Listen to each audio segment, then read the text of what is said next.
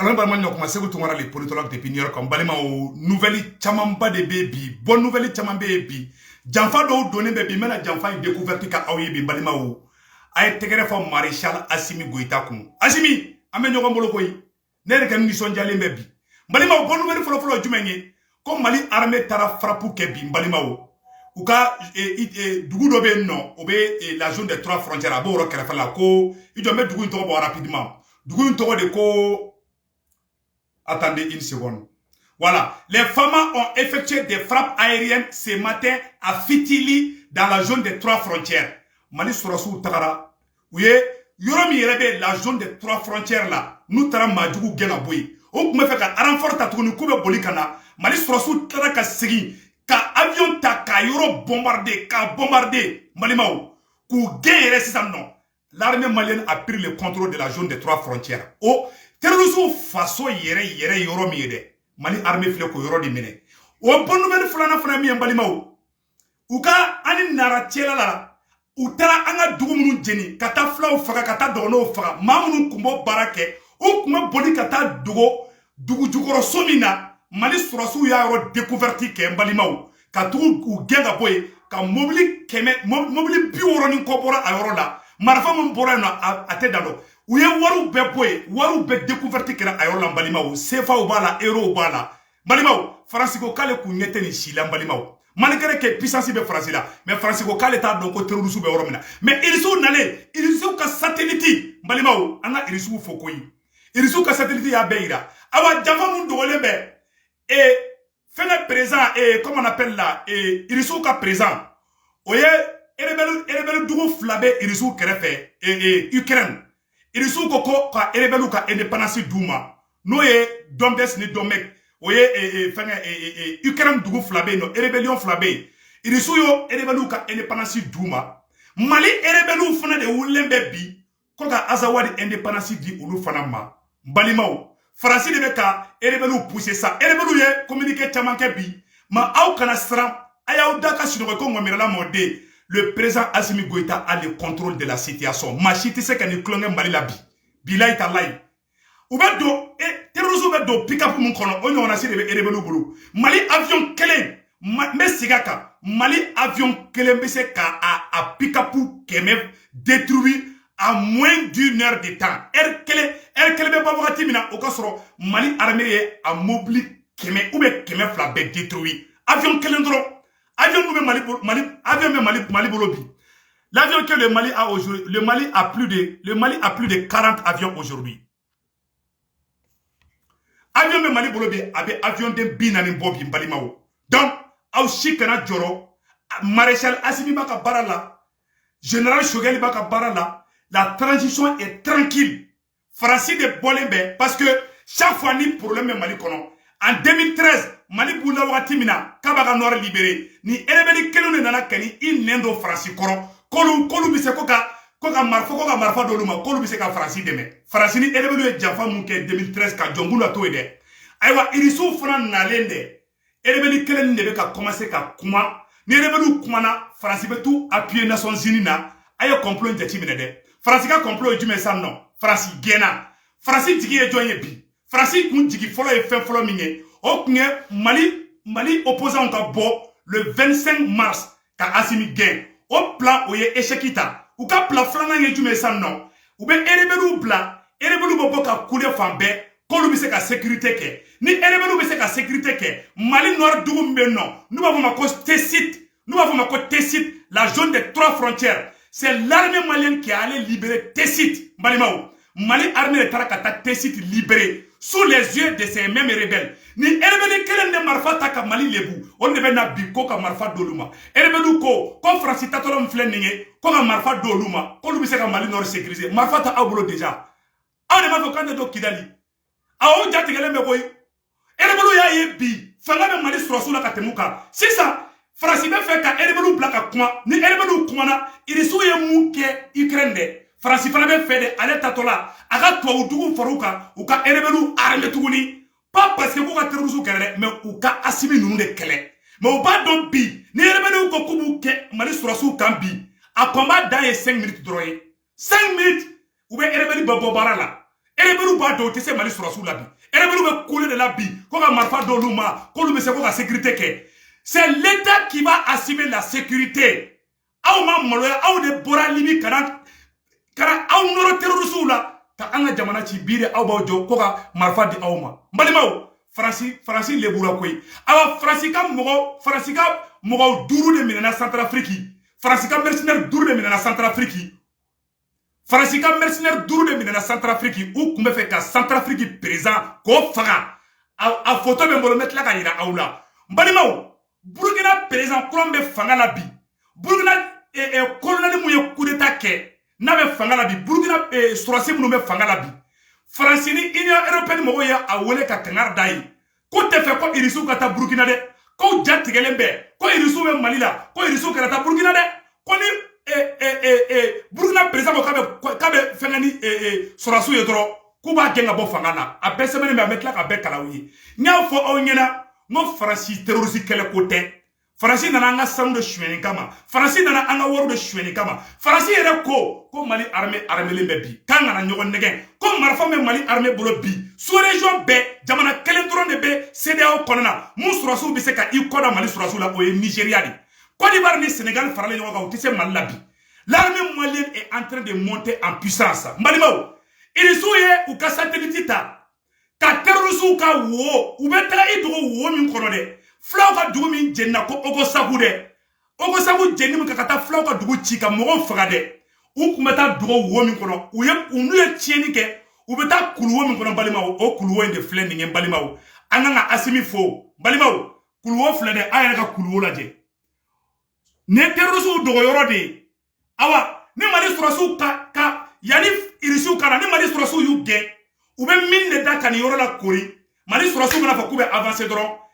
u ka sɔrɔsiw ka mobili bɛ taa yɛlɛ min kan ka mobili exploser o la to an kun tɛ se ka ɲɛ sɔrɔ kɛlɛ in na o la to n'an bolila mɔgɔ jugu ninnu kɔ n'u ye tiɲɛni kɛ u bɛ tunu an t'a dɔn u taara yɔrɔ min na u kun bɛ n'an ka mɔgɔw faga u kun bɛ n'an ka sɔrɔsikanw ci u kun bɛ taa dogo kuluwo in de kɔnɔ wari b'u bolo nin kuluwo in kɔnɔ sanu b'u bolo nin kuluwo in kɔnɔ nin kuluwo in de kun ye terroriste dogo yɔrɔ ye wari kun b'u bolo yan sanu kun b'u bolo yan balimaw mobili 60 ni kɔ de kun bɛ nin kuluwo in kɔnɔna na balimaw ni dingɛ in sennen aw ni ala cɛ terroriste ye ingénieur de n'olu bɛ se ka nin dingɛ sen wa balimaw u ye janfa de kɛ an contre la ala ye an bɔ janfa kɔnɔ mais an bɛ kangari da rebelle ye n'u ma da ja la u b'a da goya la u ka sabali dɛ rebelle bɛ plan wɛrɛ de ɲinina walasa marifa bɛ d'u ma walasa azawadi bɛ d'u ma mais aw ni azawadi fo lahara n'aw bɛ azawadi ye vous êtes nos frères déposez les armes a ka kɛ malien vous êtes des maliens l'azawad n'existe pas l'azawad existe dans l'au-delà point barre malien a ye tigɛrɛ fɔ Asimi kun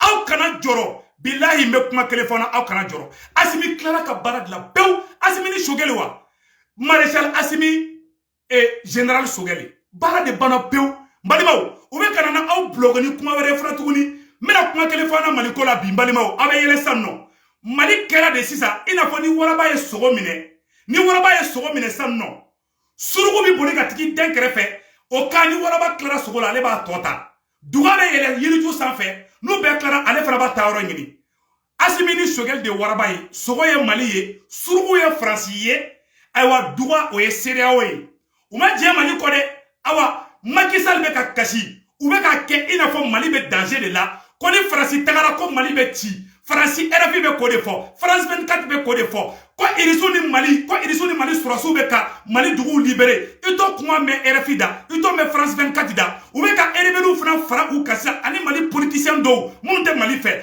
Mali politicien dɔw ani rebelles ani CEDEAO ɲɛmɔgɔ dɔw bɛ yen olu bɛɛ de kɛlen bɛ k'i tɛgɛ di ɲɔgɔn ma bi u bɛ se ka Faransi sinsin Mali kunna cogoya min na mais Asimi ye barikaden de maa si tɛ se Asimi la Asimi i ye juru don ne la Asimi ye ne san koyi Asimi wala ye ne san bila ne tiga ko la bila mɔgɔ si ye bilen hali sɔgɔmada na ne ye dɔ kɛlɛ Asimi nɔfɛ dɔ ne wele k'a bɛ Asimi kɔrɔfɔ dɔrɔn n ye téléphone raccourci ka tigi bloqué cɛ ni ne wele k'i bɛ Asimi la gosi ka Sogɛli la gosi dɔrɔn i ne ka adamadenya b'a da fɛ ninnu y'u ni de di koyi cɛ ninnu y'u ni de di Maliko la dɛ n b'o fɔ an ɲɛna bi dɛ sisan u ka plan ye jumɛn ye sisan nɔ u ye CEDEAO wele président Macky Sall n'o ye Sénégal président ye o de bɔra ka kuma ko Allemagne sɔrɔsiw kana Mali bila dɛ ko Allemagne sɔrɔsiw ka to Mali kɔnɔ rebelles fana bɔra rebelles fana bɛ ka communiqué kɛ ko ni Fransi tagara k'u t'a dɔn ko mɔgɔ min kan k'o remplacer o kuma la aw de ta ye Mali ye wa rebelle Mali de Kidal à Kaï, c'est pour tous les Maliens, c'est pour les Tamashek, c'est pour les Maraka, c'est pour les Soniké, c'est pour le peuple.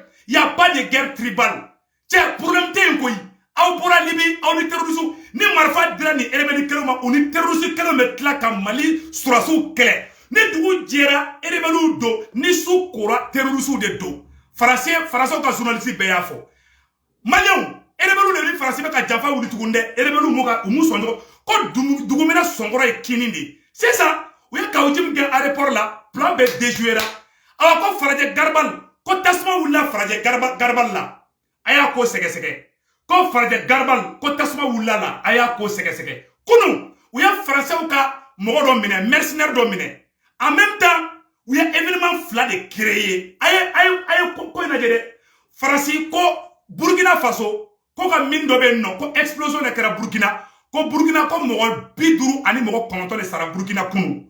En même temps o kunu kelen na Mali garabali min bɛ Farajɛ ni réfugiés b'a kɔnɔ o ye tasuma wuli yen na ka yɔrɔ bɛɛ ɲagami walasa mɔgɔ ka ɲina u ka mɔgɔ min minɛna Centrafrique dɛ walasa bɛɛ ka ɲina o sujet kɔ u bɛ sujets diversifier ka mɔgɔw bila c'est à dire que divertissement kɔnɔna na Faransi b'a sago kɛ o kɔnɔna na Faransi ni rebelle ani Mali politicien dɔw m'a fɔ politicien bɛɛ dɛ Faransi ni rebelle ani Mali politicien dɔw ani CEDEAO mɔgɔ dɔw olu de bɛ ka complot kura tracer complot kura in kɔrɔ ye mun ye ka rebelle légaliser ka yira k'a fɔ ko ni rebelle tɛ ko Mali Nord tɛ se ka sécuriser bi Mali Nord dugu min bɛ yen n'u b'a fɔ ma ko la zone des 3 frontières Assimi Goïta de ye sɔrɔsiw bila ka taga Mali Nord min bɛ yen nɔ ni mɔgɔ u bɛ ka population civile faga la zone des 3 frontières, pour la première fois depuis 9 ans, France est douilleur in kede, il n'a pas jahanama tasuma de bé. France ko kale kelen tise ka terroriste ou kele. Ko allemand kana faruka, ko anglais kana faruka, ko américain kana faruka.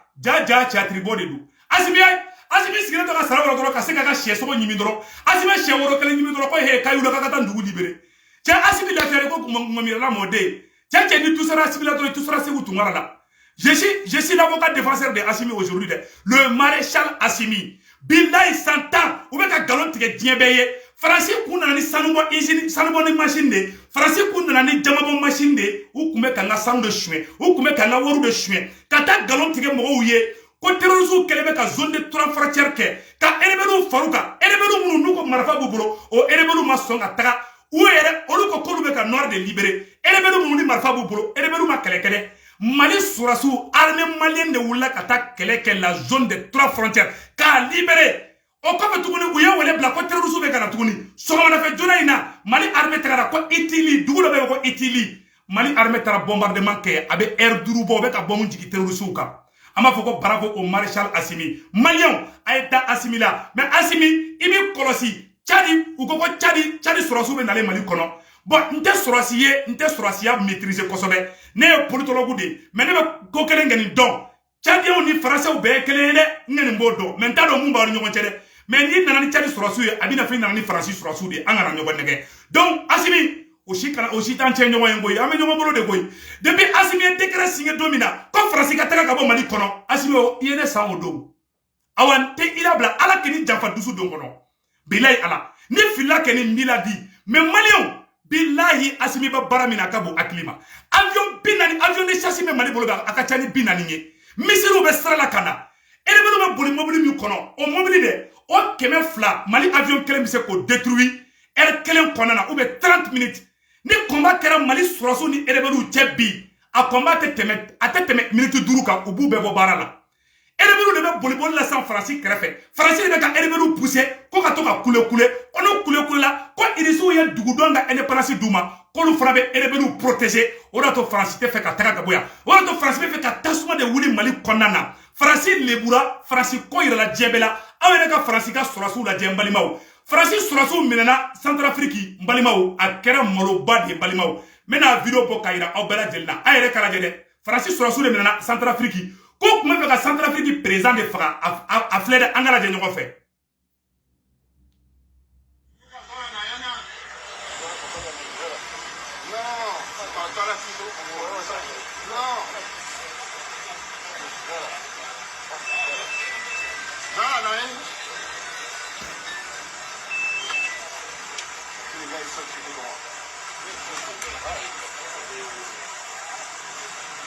Ni Francis Sourassi de Francis Sourassi mogo duru ou bien mogo woro de minena Centrafrique ou kun armelendo ku kun be fait ka Centrafrique président de fara on nato ka bo dugula de Irisu ka service de renseignement de afo Centrafrique Sourassi mena ko français ni marfa be aéroport la ou tara ka Sourassi munu mene Francis Sourassi munu mene ni marfa ku mbulo nu kun be fait ka dugu président fara Centrafrique président fara a vidéo de flani a vidéo fleta voilà ni a vidéo de tanto voilà anyata la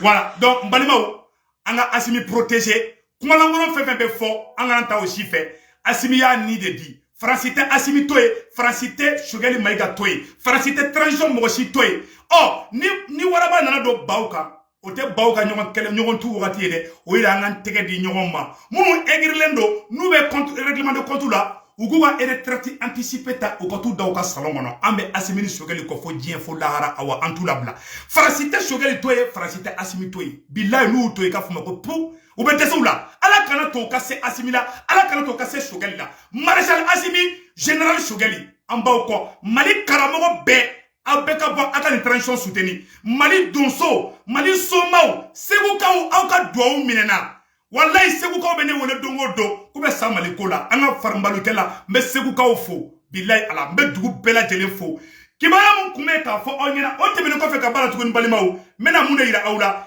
Union européenne mo ye déclaration do kede uko Centrafrique président jatike ko jugu ay tara irisuka élément do no fe a photo fleni irisuka Sourassi wera tara Centrafrique sogoma naina e konu sogoma irisuka Sourassi contingent do tara Centrafrique donc ambe wora mina sisa irisu ni Ukrainien be ni ka keleke bi ni kele temena irisu ni Ukrainien ñogon ci doro France fana be fe ki profiter Mali tala mais ala ta nya France bulu malien anan tege di ñogon mani wati ni kelen konana anga Assimi Chogueli deme o woro temena ko fe ka bala mena mun fana ira awla mbalimaw ka ira awla ka fo ko irisu be wora mina bi uko o jatige français ka journaliste o jatige ko jugu uko ko Macron ko e Mali gouvernement porte-parole aya la jebani.